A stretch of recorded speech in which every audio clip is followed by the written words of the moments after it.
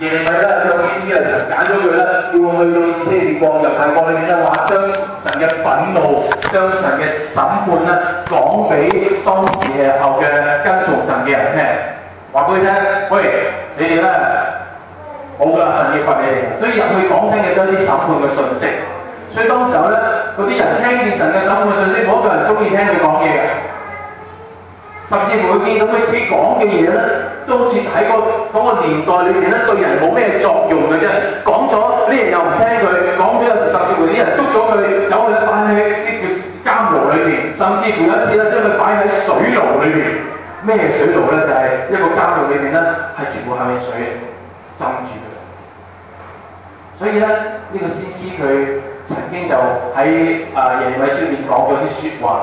佢當時佢心裏面去到好低沉嘅時候，覺得佢做嘅嘢都冇乜意思啦，所以佢就同神講嘢話，上帝埋怨。佢講咩咧？佢話：神啊，我同你爭辯啊！有一件事我好想同你爭辯，點解弟兄姊妹一齊講啊？惡人預備1、2、3，惡人嘅道路為何亨通咧？大行詭詐嘅點解得安逸？你栽培你都話神栽培佢話嘛，你栽培咗佢哋，佢哋也扎了根，長大，而且結果，他們的口是與你相近，心卻與你遠離。一齊講啊！預備1、2、3。耶和華，你要得我，看見我，察驗我向你是怎樣的心，求你將他們拉出來，好像將宰的羊。他們等候殺戮的日子，這地悲哀，恐怖的聖草枯乾，要到幾時呢？因其上居民的惡行，牲畜和飛鳥都滅絕了。他們曾說：他看不見我們的結局。弟兄姊妹咧，呢個先知當佢一路跟住神嘅吩咐去做嘢嘅時候，越做有時係咁樣嘅。越做就越難，越做就越多嘅困難喺佢面前出現。越做咧就發覺佢所想服侍、想佢改變嗰班人，好似睇落去咧係越嚟越遠離神叫佢做嘅嘢一樣。所以聖經係記載呢位先知講咗一番咁嘅説話，佢挑戰上帝。上帝點解你擺俾我嘅人咁樣嚟回應你？弟兄姊妹，如果你係上帝，你會點樣回應佢咧？如果有人講你栽培惡人啊！你啊嗰啲最衰嗰啲咧，你又俾佢成長啊！我咧你又唔理我，我為你做好事，我見唔到我有亨通。弟兄姊妹，如果你係上帝，有人咁樣同你講，你會點啊？你會點答佢啊？車佢兩巴，定係點咧？弟兄姊妹睇下神點答佢好嘛？一齊同我話：預備1、2、3。耶和華說：你若與無能嘅人同跑，上這惡旅，怎能與馬賽跑呢？你在平安之地，雖然安穩，在一間可以的叢林，要怎樣行呢？神聽到佢好多投訴，係咪？神聽到啦，呢樣唔好，嗰樣唔好，跟住神佢講好重要説話就係、當佢講完啦，神都講你講完啦嘛，神講啦，你若講與步行嘅人同跑，你都覺得好攰係咪？但係如果你同馬賽跑咧，聖經話講乜嘢啊？聖經話同耶利米講，你而家覺得遇到啲挫折，你而家見到有啲困難，你覺得我想停低落嚟，我唔想再做任何嘢，神啊，我唔要再做你要我做嘅嘢。甚至乎當你有時候，弟兄姊妹，我諗我哋試過，當我哋回應神，神啊，我為你嘅緣故，我遠離舒適。遠離舒適之後，你發覺越嚟越唔舒適，越嚟越多擔心，越嚟越多挑戰嘅時候，你話我想翻屋企啦，我唔想再做落去啦。俾神有時感動你做一啲嘅嘢，你發覺果效未嚟，咁你會點咧？神同你講咩嘢？神話你同人賽跑，你而家都覺得攰係咪？但係神同佢講，你嘅人生係同馬賽跑。你諗一諗，神對住耶利米嘅要求，好多時候可能對住耶利米呢位先知嚟講，佢諗住佢平平凡凡、簡簡單單過佢一生，就好似同人賽跑，同你一齊跑同阿偉成一齊跑。都覺得有啲攰啦，係咪？我哋標準係因為咩啊？同阿米成咪贏咗，米成咪得咯咁樣。但神同佢講，唔係人嘅標準，你嘅標準喺呢度？你係同神賽跑，你同馬賽跑，你嘅人生嘅挑戰咧，標準唔係咁低。其實呢段聖經俾我自己有好多好多嘅提醒。弟兄姊妹，有時候當我哋見到周圍有嘢好多時候，當我哋自己覺得我哋要改變人生，我覺得我要望高啲睇遠啲嘅時候，難免我哋見到有啲時候有啲冷漠嘅回應。人咧會有時好似大家而家一樣咯，有時候會坐住喺度望住你，其實有時冇乜反應。你以為覺得可以全世界都興奮，但係可能唔係嘅。係你一個人，神呼召你，可能係第一個要被改變嘅人，所以你覺得當你行出嚟嘅時候，唔係好多人同你做埋同一樣嘅嘢。神同你講，你唔好睇佢哋頭啊！你嘅人生，我定咗一個更高嘅目標。神呢個答案咯，神呢個問題問緊耶利米，你究竟為乜嘢嘢而生活？如果你只係想見到人同你一齊努力，如果你只係想見到喺人裏面有啲效果，呢個唔係神嘅心意。神要嘅係喺個國度裏面，喺國度裏面，神要你參與更大嘅事。呢個月咧，我都講咗，好想弟兄姊妹要知道你一個領袖。弟兄姊妹，你覺唔覺得你係領袖？覺唔覺得？覺得嘅請舉手。好，得你哋覺得嘅就可以出去啦，唔覺得嘅留低。係啊，我哋有時覺得我哋自己唔係領袖，我哋覺得自己對人冇影響力嘅，係咪？我只係一個好細嘅 potato， 我係一個樹仔嚟啫，係咪？或者你係姊妹嘅一個樹妹係嘛？所以你唔好諗住你嘅人生可以對人有咩影響。不過你要知道聖經嘅説話講乜嘢，好嘛？你會點樣睇你自己啦？你睇你自己咧，好似冇翼得對腳遲早你就死㗎啦！你望望隔離嗰個，遲早就死㗎啦！所以你唔好諗咁多廢啦，係個牧師講嘅嘢咧，唔係你聽嘅。聖經講咩咧？其實聖經點樣形容你啊？弟兄姊妹，聖經咁樣講，詩篇第八篇第5節裏邊咁樣形容緊你喎。聖經話你咧比神微小一點。你比神微小一點，你知唔知咁樣睇你自己就好唔同㗎啦，係咪啊？你有冇發覺咧？我哋即係舊年應該好似6月嘅時候咧，我睇過個皇室嘅婚禮。你有冇發覺啲皇室佢哋啲人咧，佢行出嚟有啲唔同㗎？佢唔好似我哋咁喺度跳下跳下。啲皇室嘅人行出嚟咧就會好慢咁樣。點解要慢啊？你知唔知？即係呢個肯定係形象嘅塑造啦，係咪？可能就算好想行得好快，不過即係點都要行得好慢。點解？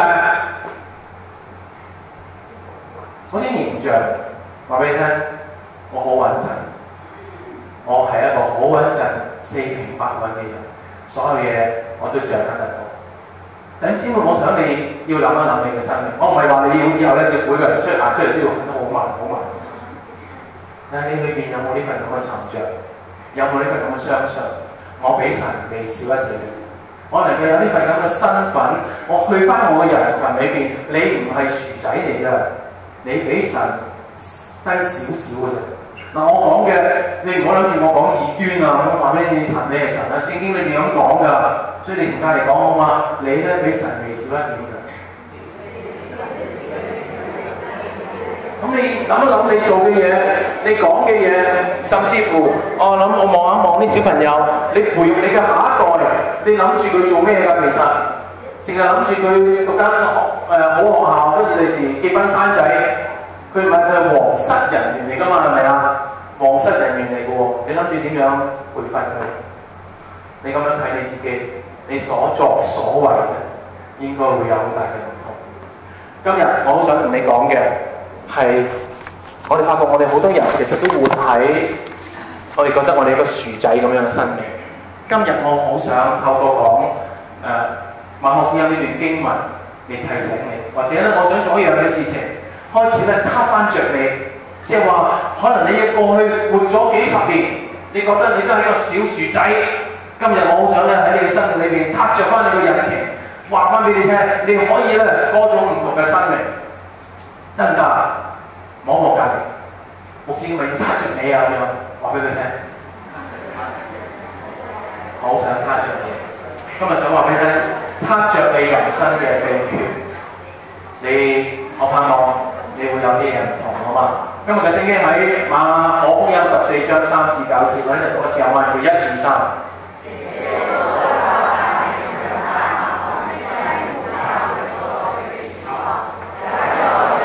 拿着一玉瓶至貴的真哪噠香膏來。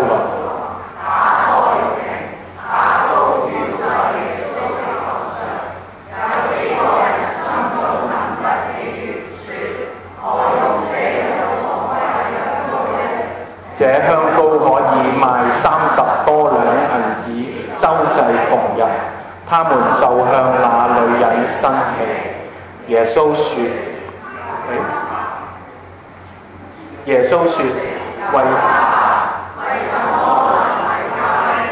他在我身上做的是一件美事，因為常有窮人與你們同在，要讓他們行事隨時都可以。於是你們不常有我，他所做的是盡他所能的，他是為我安葬的事，他有道預先要在我身上。我實在告訴你們，普天之下，無論在什麼地方傳這福音，也要述説這女人所做的，以為紀念。你知唔知呢個聖經講俾我聽？有個女人，當耶穌咧喺度同緊啲男人喺度傾偈嘅時候咧，突然間呢個女人長頭髮嘅，應該可以好似阿李慧芬咁長頭髮應該先做得到嘅，係嘛？入到嚟，因為當時耶穌瞓喺度，所以喺聖經年代唔係我哋好似你咁樣坐喺度添。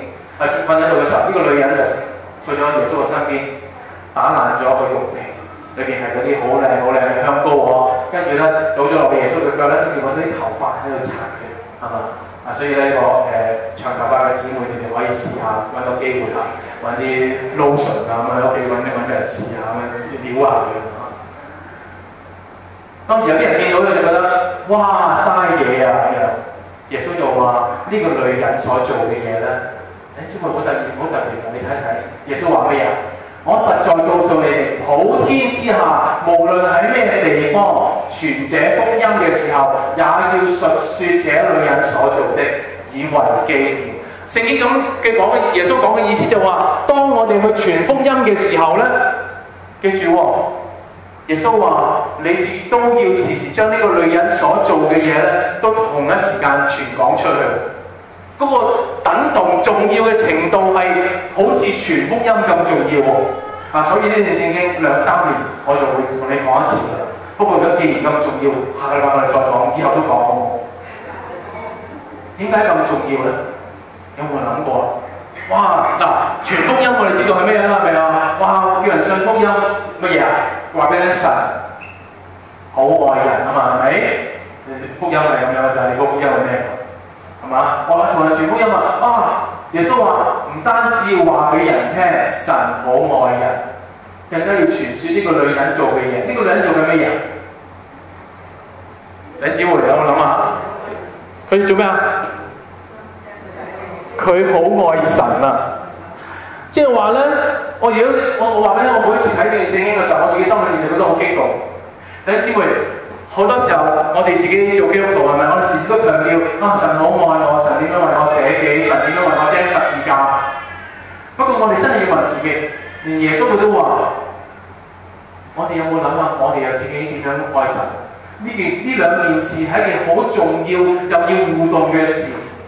即係話我哋相信有位好愛我嘅神，但係呢個嘅神同一樣都喺度諗緊，等緊我哋點樣去回應佢，點樣用愛嚟回應神嘅愛。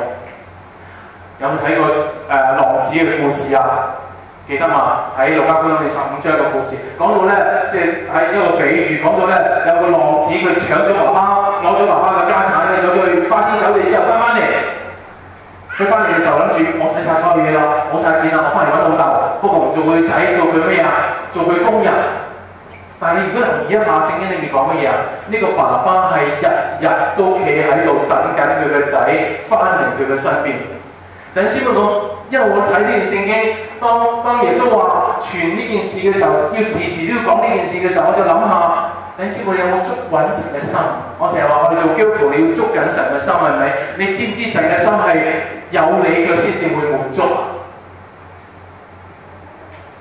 請你再聽聽我呢句説話。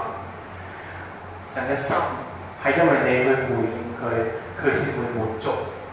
佢唔係因為你今日俾到好大嚿錢佢，弟兄姊妹唔係啊，唔係因為你個個禮拜星期日翻嚟唱歌啊，跟住去敬拜神，所以神覺得好滿足。神係因為你去回應佢，翻嚟佢身邊，所以神好滿足。你有冇諗下？弟兄姊妹，今日我哋面對上帝，我哋可能將好多嘢擺喺佢面前，可能將個問題擺晒喺你面前。不過你有冇諗過，神好想嘅係同你親近？中間有做爸爸嘅我諗好知道呢個心情。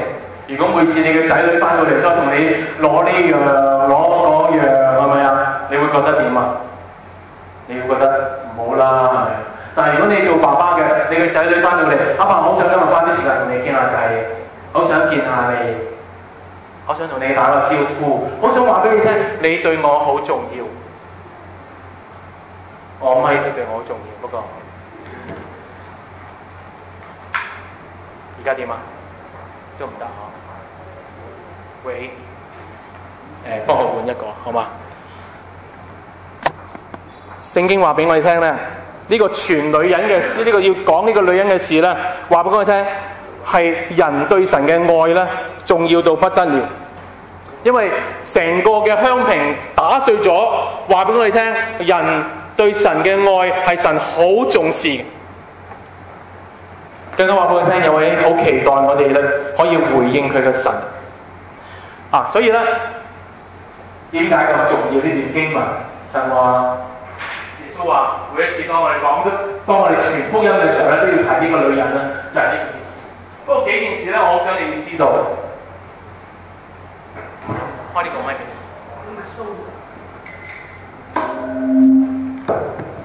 有幾件事咧，弟兄姊妹你要知道。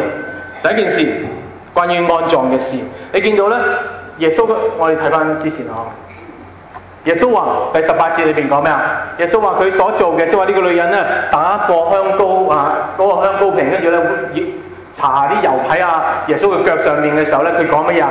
係佢係為我安葬嘅事，將香膏預先曉在我嘅身上邊。你知唔知聖經裏面話俾我聽一樣好重要嘅嘢？呢個點解要有啲香膏喺度？點解有安葬嘅香膏？猶太人咧，佢哋安葬有個規矩，就係咧其實有啲似中國人㗎嚇。安葬嘅事係好重要嘅事，所以咧好需要咧啲重要嘅人話得事嘅人咧，預早就要諗定點樣去為一個人咧做安葬嘅事。不過有樣好重要嘅嘢就係、你睇見咧，猶太人係好重男輕女嘅，女人基本上咧係冇資格可以幫屋企人屋企裏邊嘅人咧做抹香膏啊，佢死咗都好啦，女人冇權做。但係耶穌話咩啊？呢個女人做嘅係為我安葬嘅事做。咩話咧？其實耶穌咧曾經講過佢會死嘅，不過當時嘅人咧唔係好覺得呢件事係真實嘅事，佢只係覺得耶穌講下嘅啫。更何況當時佢哋一齊食緊飯，開心緊嘅時候，會唔會仲講啲咩生生死死嘅事啊？唔講嘅係咪？係當時大家諗住好開心啊！你食下飯，我食下飯咁就算嘅。但係突然間呢個女人入嚟做嘅時候，你見到好突兀嘅，即係你唔好諗住佢做緊件美事。即係當時候喺啲男人嘅眼裏邊，覺得你入嚟搞乜嘢啊？呢個女人入嚟同耶穌搽膏油，耶穌又喺度講埋啲大吉利是嘅嘢，講住佢又要死嘅嘢。嚟緊中秋節，大家會唔會翻屋企食飯啊？你試下好唔好？翻去食下飯。阿媽阿爸，我今日想同你講下我安葬嘅事咁樣，喺教會呢邊講㗎咁樣啊，我哋要同你講啊咁樣。你阿媽阿爸會點？佢一定會話仔，你一定學咗啲好好嘅嘢啦，係嘛？請你分享啊嘛，係嘛？你試下講啊，佢一定咁樣應你嘅係嘛？唔會㗎係嘛？不過弟兄姊妹啊，耶穌讚呢個嘅女人係因為佢將耶穌講過嘅事擺喺心上邊，佢亦都相信呢件事要發生。更加重要嘅係呢個女人，佢覺得正式嚟講，佢係冇資格參與耶穌葬禮嘅事。但係佢嗰刻，佢見到耶穌喺度，神感動佢，要為耶穌做一啲嘢，佢就唔理3721，攞咗佢自己最寶貴嘅香瓶，就喺嗰個時間打碎佢，要為耶穌做啲嘢。有啲衝動㗎，係咪啊？可能佢之後諗翻，我唔知會唔會後悔啊。不過整個行動係好美麗嘅行動。再睇下嘅第二件事就係佢聖經話俾我聽咧，佢打破香瓶30幾兩銀子，究竟係啲咩嘢咧？弟兄姊妹，我想你而家咧可以諗一諗，究竟即係30幾兩銀子係究竟係值幾多錢？弟兄姊妹，你一個月月薪幾多錢啊？話俾隔離聽，話俾隔離聽，咁講啊？唔講呢啲咁嘅商業秘密嚟㗎嘛，係咪啊？阿紅啊，28蚊個鐘啊嘛。嗱，聖經講嗰個香瓶咧係值1年嘅人工，1年嘅人工。我唔知你今年揾幾多嚇，不過按住舊年嘅2010年嘅香港人平均收入，話有18000蚊喎，你有冇啊？呃人嘅，唔係，因為其實真嘅，有人攞咗好大嚿錢，跟住剩翻落嚟嗰啲人咁啊。不過我哋有當嗰個真嘅話，18000蚊一個月，1年就即係大概幾多錢啊？20萬以上啦，係咪？20萬以上買一件嘢喺耶穌嘅腳前打爛佢，有邊個係咁做？我哋都冇乜人肯咁做，係咪？不過聖經話俾我聽。當時嘅呢個女人，佢就係咁樣，將佢1年能夠賺翻落嚟嘅錢，嗰個嘅香瓶，一次過用喺耶穌身上邊，奢侈嘛？奢侈。弟兄姊妹，你有冇為過你所愛嘅人奢侈過？你有冇為過耶穌咧？你奢侈過？定抑或？其實我真係將我有剩嘅俾耶穌嘅啫，我唔知你奉獻係點樣計嘅，弟兄姊妹，係每個月剩翻幾多錢，跟住再撥1/10啦，定係你月頭？定係你諗下，其實你係10%咁樣奉獻俾上帝，弟兄姊妹，好重要嘅嘢嗬。第3樣嘢，你見到咧呢個嘅女人咧，佢將成個嘅香瓶一次過喺耶穌面前打爛啊！其實咧。呢個係當時候一個傳統嚟嘅。咩傳統咧？就係、其實佢哋可以揸住個香瓶咧，即係見到張牧師都幾好啊 ，OK 啦，係咪啊？所以咧喺佢面前滴佢2滴就得㗎啦。其實基本上可以，哇，張牧師你都幾好喎，咁我滴你2滴，咁啊攞啲香油捽佢，咁啊佢有少少香味咧，其實已經對一個人有好大嘅尊敬㗎啦。不過咧。喺當時嘅傳統裏邊就係、如果有一個人佢覺得佢要終身都依靠喺佢身上邊，佢覺得呢個人從今以後冇人可以代替佢嘅地位嘅時候，佢會做咩呢？佢就會喺呢個人面前將佢嘅香瓶完全打碎，有一種好深嘅表達，就係話俾佢聽：從今以後，除咗呢個人之外，我唔會再依靠任何人；除咗呢個人之外，我唔會再愛其他人。破瓶，成個樽打爛咗，意思就係話我嘅生命，我以後整個人唔會再俾其他人佔有，除咗呢個我可以破瓶，我為佢破瓶嘅人之外。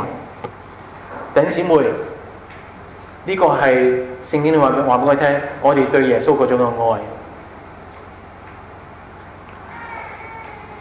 啱啱上個禮拜我參加應該上個禮拜我參加張牧師佢哋兩夫婦嘅重新許願嘅誓詞嗬。你知道你有冇參加過婚禮啊？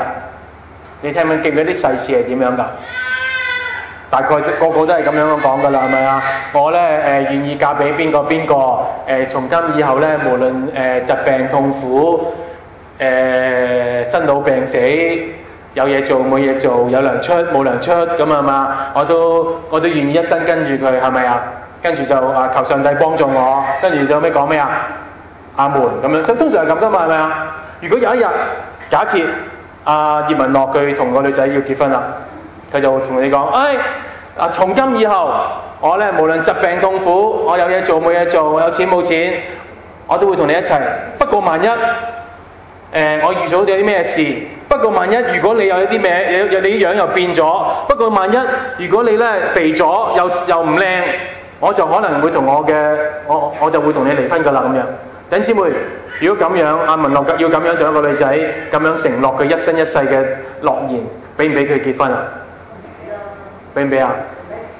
文樂唔得咯嚇 ，OK。你知道破瓶其實就係喺我哋誓言嘅時候講句説話，去得好盡，係乜嘢境況，任何境況裏邊，我都咁樣嚟跟從。呢個係聖經裏話俾你聽，神好想人對神嗰種嘅愛，所以耶穌話：喂，可唔可以係咁樣跟從我？你再睇，一齊讀我嘛，預備1、2、3，可以俾翻個咪我，係咪已經有？可以俾我 ，OK， 一齊讀我，要1、2、3。耶穌說：有他，為什麼難為他呢？他在我身上做的是一件美事。弟兄姊妹咧喺度話俾我哋聽咧，耶穌當時候有啲人咧就已經同呢個嘅女人講，當時身邊有啲人話：哇，做咩嘥咁多錢啊？嘥成年人工咧，一次過用咗喺耶穌身上邊，唔值嘅。咁跟住耶穌就話咩啊？由得佢啦，佢做嘅係一件美事。嗱，美事呢個字咧點樣翻譯咧？喺希臘文裏邊有2個字可以翻做美事嘅。第一咧就係 good，well done。即係咩咧？即係話呢件事做得真係啱啦，啱合乎中道，好啊，做得好。有時可能我哋譬如話學生啊，星期一翻到去，老師問你有冇做功課啊咁樣，跟住你好驕傲啦，做咗啦咁啊，劈喺老師面前，咁老師講咩啊 ？Well done 係咪啊？嘛 good 咁樣啦。好啦，不過耶穌講嘅唔係 well done。耶穌講嘅美好嘅事呢，耶穌用 beautiful。耶穌話呢個女人做嘅嘢係好 beautiful 嘅。乜嘢係 beautiful 呢？弟兄姊妹已經過咗嗰啲責任嘅範圍啦。即係話，如果你星期一翻去交功課係責任，係咪？星期日你去崇拜係嘛？奉獻1/10都係責任嚟嘅咋。我想話俾你聽。不過聖經話俾我聽，神要求嘅係高一啲，就係要 beautiful。乜嘢係 beautiful 咧？弟兄們，我哋有時諗一諗如果你身邊嘅人佢生日，咁你責任要做啲咩嘢？責任，我哋今日先講責任先。well done 嘅會係咩嘢？最少你都揾間靚嘅餐廳同佢食餐飯啦，係咪？問我起碼都500蚊以上啦，呢個嘢。不過就算如此，你都係乜嘢啊 ？well done 係咪啊？不過乜嘢係 beautiful 咧？送份禮物。我話俾你聽，乜嘢係 beautiful 啊嘛？就係咧，你攞隻用嗰啲小皮先識做嗰啲，攞啲毛蘭咧，唔知點樣結埋嚟咧，揾支針咧，篤就會篤住隻狗仔出嚟嘅。有冇見過嗰啲啊？有見過如果你女朋友或者老婆生日，你請佢去一間最高嘅餐廳咧，請佢食餐飯，環境好好，叫做 well done，跟住佢食下飯，老婆或者女朋友攞一隻你自己用親手篤嘅狗仔出嚟，篤，跟住咧遞俾佢送俾你，跟住唔係單止咁喎，跟住俾佢睇埋你嘅手，篤到咧成手都係嘅時候，咁你身邊嘅人會點同你講啊？哇 ，beautiful， 係咪啊？因為篤到手都難，已經唔係責任嚟㗎啦，係咪啊？弟兄姊妹，耶穌話呢個女人做嘅係 beautiful， 所以我哋諗一諗自己好唔好啊？你跟住耶穌係一堆責任啊，定呢個話你過緊一個好 beautiful 嘅事？有時呢啲我哋所講嘅 beautiful 係要有啲忘情嘅，有啲咧衝動，我真係聽過，今日唔喺度。阿文安佢之前真係做過啲乜嘢佢自己做唔到，跟住咧就揾阿史諾比幫佢手當年咧，佢仍然都真係嗰陣時將佢隻手俾佢人嗰陣時個朋友睇。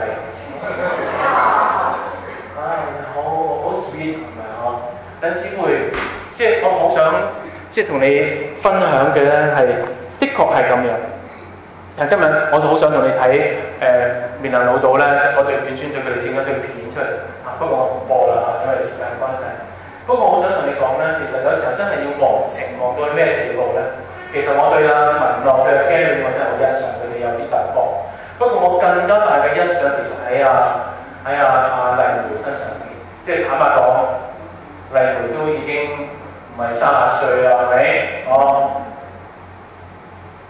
仲跟兩個後生嘅就去面南老道，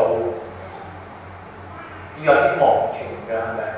要裏面有啲嘢要擺低嘅，唔係喂做咩去到咁遠啫？其實知唔知去之前嗰度係回教地方下嚟？如果知你去唔去咧，可能都要諗多啲人。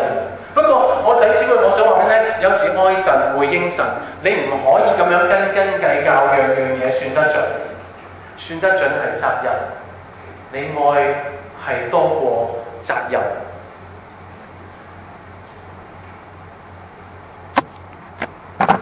我哋更加見到嘅係呢個女人，佢知道佢自己人生冇辦法，即係按住規矩，佢冇辦法可以去服侍耶穌。所以當佢見到有啲機會嘅時候，佢就湧上去，即刻打爛個樽，我要向耶穌咧傾情。表達晒我向耶穌嗰種嘅愛。你記唔記得我今日成日想講咩嘢俾你聽話？我想話俾你聽，我今日好想啟動你嘅生命，想你嘅生命活得不再一樣，係咪？我其實就講緊一種咁樣嘅生命。弟兄姊妹，如果我哋樣樣嘢都喺度計算，不諗過落過，做咗我嘅責任就算嘅話，你嘅生命仍然都會平平無奇，係咪啊？星期日要嚟嘅，大家都嚟，你咪嚟咯，係咪？係要奉獻嘅，你就奉獻；應該參加嘅，你要參加。但係如果你好似頭先我所講嗰種，有種傾情，有種從責任去到愛，對住耶穌有種愛嘅時候，你發覺生命仍然都留喺低處。我想挑戰你嘅係，如果你要你嘅生命活得不再一樣嘅話，今日呢個女人做嘅嘢係俾你一個好大嘅挑戰。你可唔可以愛耶穌愛到一個咁樣嘅地步？你唯有咁樣愛，你嘅生命先至會被啟動起嚟，先會喐，跟住先至會有嘢唔同。事實上唔係人人咁睇。聖經你話俾我聽，當時候有啲人，特別嗰啲係耶穌嘅門徒嚟㗎，佢見到有啲人就覺得好唔開心。佢話：使乜咁嘥嘢㗎？如果用廣東話嚟譯呢一句咧，就係望住呢個女人使乜咁嘥嘢之後，你知唔知道跟住加多句咩啊？搏乜啫？係咪啊？使唔使咁努力啊？你搏啲咩啊？即係講緊咩啫？哇！我為耶穌嘅緣故，我可能喺屋企裏邊嘅表現不同，係咪啊？翻到去對住父母嘅態度唔同咗，翻到公司你對公司裏邊嘅人態度唔同咗。你要問㗎，你同事都可能會問你，你啲同學都會問你搏乜啫？弟兄姊妹，值唔值得咧？值唔值得為耶穌擺上30銀錢咧？當呢啲人咁講嘅話，何用這樣枉費？呢個枉費後面啲人講緊咩嘢咧？搏乜啫？後面講咩咧？其實講咩嘢？你俾幾多？香港人就話要乜嘢啊？收翻幾多嘛？係咪啊？我哋好識計數啊！所以如果你對住耶穌都係俾幾多，耶穌你俾翻幾多我，你就發覺你仍然都喺平庸裏邊，你仍然喺低處。弟兄姊妹，呢班人唔係喎，佢講嘅嘢好勁嘅喎。佢話：哇！呢30兩銀子嘅咁靚嘅香膏，可以過嚟周濟窮人喎。意思係咩啊？搏乜啫？唔使俾耶穌嘅，攞晒啲錢走去俾窮人咪得咯？係咪啊？聽落嚟好似好合情理喎。即係話使乜俾耶穌好啊？捐咗佢，好多人有餐飽飯食好咯。第一樣嘢，弟兄姊妹，我想問你一個問題：你估？喺呢個世界上面，喺歷史裏邊，呢30幾兩銀子有冇人捐過出去咧？你明唔明我講乜嘢？即係話，其實佢哋都係講下㗎咋。即係話，哇30幾兩可以爭世窮人，或者有時候我哋話，哇使乜對嗰啲非洲嘅人咁好啊？係嘛？我錢要留喺邊度？有時會可能有時以為我哋講咗嘅就會做。佢哋話30幾兩銀子講嘅人，我相信佢哋從來冇為過任何件事攞過佢30幾兩銀子出嚟去回應上帝嘅呼召，所以仍然都留喺低處咯。所以弟兄姊妹有挑戰緊我哋，究竟我哋有冇為一啲嘅嘢傾盡我哋所有去回應上帝？所以生命冇突破，係因為所有嘢佢都計得清清楚楚。請你記得，我唔會話俾你聽，你聽日咧將你1年嘅薪水捐咗俾呢個機構咧，後日你就會變咗一個唔同嘅人。請你記得我同你講緊嘅事。我想講俾你聽嘅係，弟兄姊妹，我哋對神嗰種個愛咧，去到邊個地步咧？會唔會仲喺度計緊？如果你肯傾巢而出嘅話，我擔保你生命會被神啟動，你會活一個好唔同嘅生命。弟兄姊妹，何用這樣枉費？如果有一個人，佢細細個已經識得2種語言，有冇人細細個10歲之前已經識得2種語言㗎？有啊，係咪啊？勁喎！哦，7歲就識得彈巴赫嘅著名樂章，有冇咩人啊？你識啊？你都識2種語言喎，你係識客家？哇！咁啊，18歲就精通風琴、鋼琴，得唔得？有冇人啊？勁啊！26歲攞咗哲學博士，38歲攞埋醫學博士，唔好講，嗰兩千祈唔好講，講咗出去就冇㗎啦。弟兄姊妹，如果有咁嘅人，你覺得佢應該做啲咩嘢？勁啦係嘛？又語文又叻，又音樂又勁，又係醫學博士，又係哲學博士。如果我見到個人同佢講，得啱㗎啦，你就留喺深水埗2樓 B 座嗰度去同人睇病睇解成你一生有咁多，值唔值啊？值唔值先？諗清楚喎！我哋呢一代係咪真係咁樣嘅㗎？我諗我哋好多人都話唔好咁勁係咪啊？走去教書好啊，教書可以影響更加多嘢，係咪啊？或者咧，佢音樂咁勁，佢走去最大嘅教堂，我哋走去搞整緊最勁嘅管弦樂團，影響嘅嘢可以更大係咪？不過的確係有個人，呢個人係一個叫做史懷哲嘅宣教士，佢咧喺非洲花咗佢人生最光彩嘅時候，就係呢度服侍神。佢29歲就攞咗佢哲學博士，但喺28歲嘅時候。當佢去睇下當時候，即係佢喺教會裏邊啦。但佢當時睇到一樣嘅文章，就講到當時嘅非洲裏邊嘅人，有大班人佢未信耶穌，有大班人病嘅時候冇藥食，又唔知咩叫真理，又唔知咩叫知識。喺度呢份嘅文章就挑戰緊嗰啲人，喂，邊個可以服侍神？邊個肯去回應？呢個時候就嚟完成佢博士學位嘅時候，我就同神講：神啊！我回應，我將個權柄擺上去。所以當佢29歲讀完佢嘅哲學博士嘅時候，30歲佢開始佢就讀醫啦。佢讀咗8年，為咗乜嘢？佢可以去到非洲呢個地方，可以去行醫，可以喺度醫人。弟兄姊妹，值唔值得咁樣為神枉費？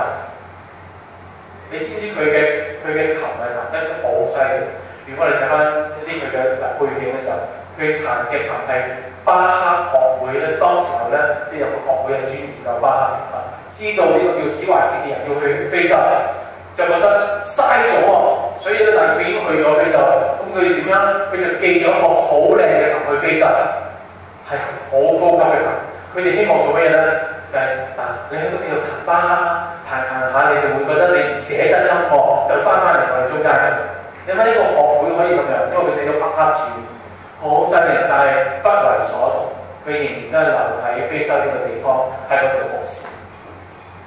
弟兄姊妹，今日我哋諗一諗，神喺呢個年頭真係呼召人全時間嚟服侍佢。不過我又會諗，弟兄姊妹，如果嗰個講緊嘅係你估值唔值得？如果要你讀，你今日我哋中間有冇大學生去到大學嘅你？我哋一齊喎，我哋喺外地讀書喎，好啲哇，浸面鹹水，好大陣鹹味喎。如果神話放低晒所有嘢，你要服侍佢，你肯唔肯？值唔值得咁樣為神？唔得，我之前我媽生咗好多錢，或者你係因為份工好好嘅政府工，有啲咪做緊政府工，好賺好多。嗰陣話，哇喺啲地方好需要你肯唔肯啊？生一個政府工喎，長糧喎，係咪啊？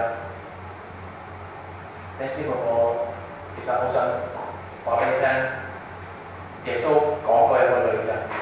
為佢花盡所有，只係為咗一刻讓耶穌能夠喺嗰個時候被逼要。我今日我一樣俾你咁樣挑戰。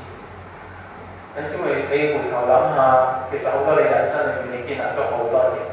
如果你可能要服侍主嘅時候，你真係要抌低好多嘢。但係你捨唔捨得？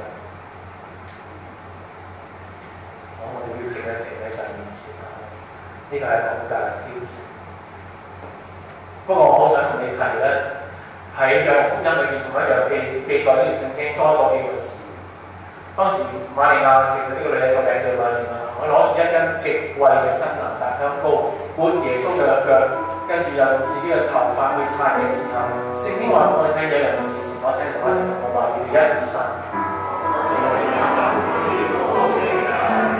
弟兄姊妹，當我哋肯回應咧，唔係單單我自己一個人喺蒙福裏邊。聖經話咧，當呢個女人咁做嘅時候，屋裏邊滿咗香氣。換句話講，佢嘅生命嗰種嘅境況係可以成為其他人嘅祝福，其他人嘅幫助。所以弟兄姊妹，我講緊唔係單單你自己點樣擺上，我講緊嘅係你嘅生命可以成為其他人嘅祝福。弟兄姊妹，請你諗一諗，你要為神點樣打碎你自己？我相信咧，呢個打碎自我嘅，打碎個香氣，對住我哋現代人嚟講，有時可能就係我哋嗰啲嘅舒適嘅地方，我哋嗰啲自我嘅嘢，覺得我唔係咁，我一定係，或者打破你嗰啲恐懼，你嗰啲你人生你唔敢放低嘅嘢。但係弟兄姊妹，值唔值咧？值唔值咁樣為神擺上一生？我想我哋靜一靜好嗎？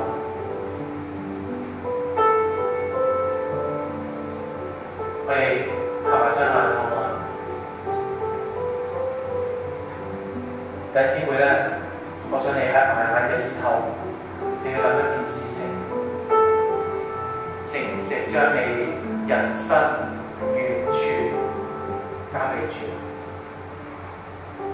如果佢話佢揾緊全時間服侍佢嘅人，擺低自己嘅嘢，離開安舒，可以回應佢嘅，你覺得你會唔會？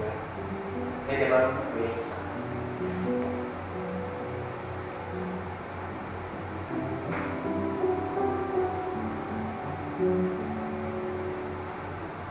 你知我想你而家開聲回應佢好唔好？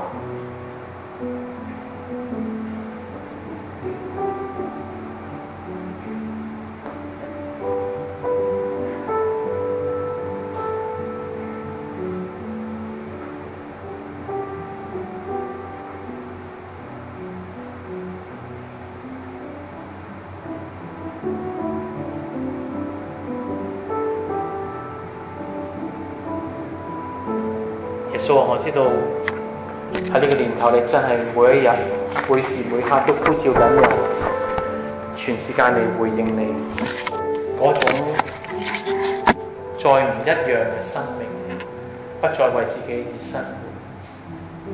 但我哋坦白喺你面前，我哋真係仲捉住好多嘢，但我更加明白係耶穌，只有你先至能夠真真正正能夠平息我裏邊嗰種不斷咁樣向外渴求嘅心。我好需要愛，不過耶穌，我知道唯有你嘅愛先至能夠填補我嘅心。我真係好多嘢驚，但我知道唯有耶穌你嘅同在，我哋先至唔會驚。我好想能夠展翅上騰，但唯有耶穌你拖住我個手，我肯向你伸手，我嘅生命先至會不再一樣。主，我好想向你講，我哋真係覺得，主，我哋唔滿足今日我哋過緊嘅生活，我哋可以再好啲。耶穌拖住我哋，帶住我哋，你激勵我哋。呢個女人佢所作嘅，今日成為我哋嘅激勵。你同耶利米先知所講嘅，我哋要同馬賽跑嘅生命，我都請你嚟激勵我哋，鼓勵我哋，讓我哋唔甘心留喺原處就咁樣過一生。主幫助我哋越信你嘅時候，越跟從你嘅時候，係每一日都要有進步。幫助我哋，光照我哋。當我哋見到自己退步嘅時候，主，我哋更加需要你哋拱我哋、推我哋，以致我哋活得不再一樣。主啊，我心需要你，需要你嚟滿足。